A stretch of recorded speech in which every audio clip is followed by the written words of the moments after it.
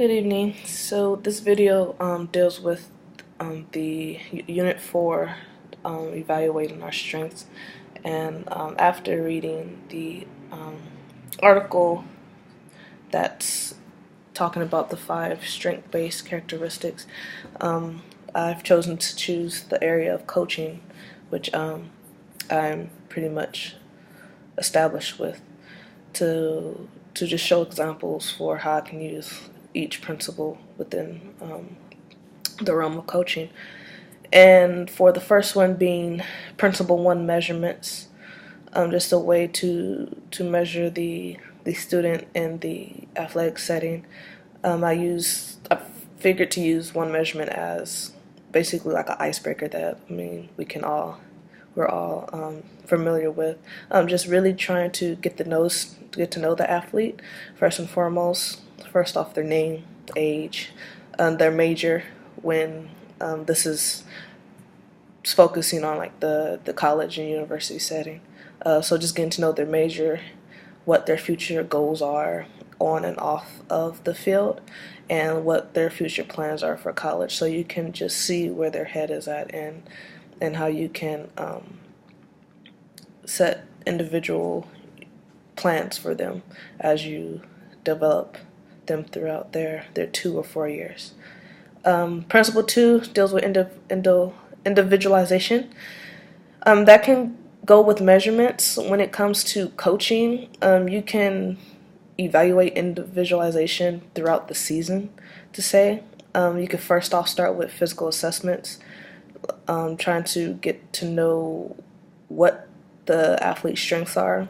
Different assessments can be like double leg jumps, just measuring their horizontal jumps, single leg jumps, just to see how they distribute their power, and height and weight. Because when it comes to track, typically when you have a shorter, compact individual, they're usually quicker in short races when compared to a taller individual. You might use them for mid-distance or long-distance races.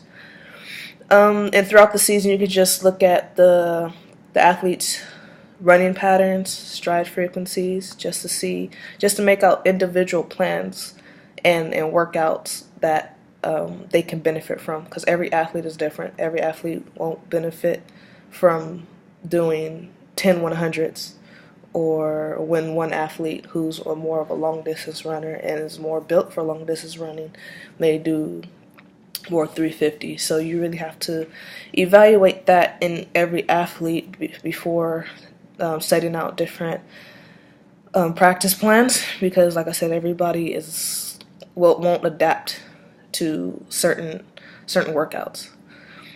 Principle 3 deals with networking. I know one thing that I've learned with working at RCC is that, or even just with being in track and field, you can get discouraged if you're not performing the way you want. And one big networking thing that we did with RCC was bring in a professional athlete, Nikki Barber, one of the top professional sprinters in USA track.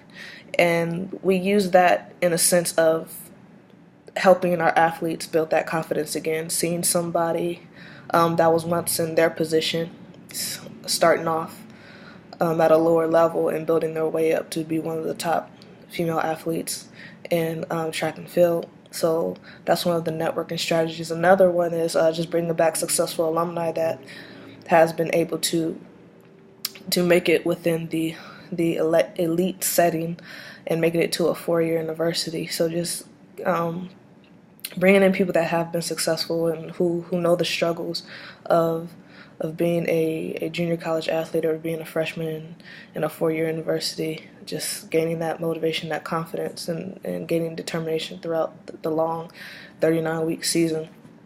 That that if you put enough time in, then you can get to where you want to be, and just building those strengths. Principle 4, deliberate application. One way that I would place deliberate application within coaching setting, within the coach setting, would be setting athletes in community service events. just building those strengths of teamwork and communication, being able to help others that aren't as fortunate as them, and also having athletes participate in track events when they're not competing, and just helping out and just figuring out, being involved in the backside of the operations instead of actually competing, and seeing what what goes into running a successful program and successful competitions. And sometimes, even though some athletes may not go far in competing, at least they can venture to different career options, such as working track meets. I mean, there's different career settings that deal with that, and they may pick up on something that they love. And if athletics doesn't take them where they want to go. Number 5 would be deals with principle 5 deals with intentional development. The biggest thing with intentional development would be having students do events that they're not used to. For example, having a 100-meter runner compete in the 400 for a couple of meets, just to build those strengths and endurance. Or having a 400-meter runner compete in a 100-meter race, developing those strengths in fast reaction and quick turnover. So when it comes to athletes, you have to place them in an environment that they're not used to develop different areas physically and mentally, because you can't be a sprinter can't be great in the 200 if they don't have that 400 endurance. So stuff like that, building those strengths to be better in their main events. And that's one thing that I really took with just being a former track athlete. You have to do things that you don't want to in order to be great in areas that you want to succeed in.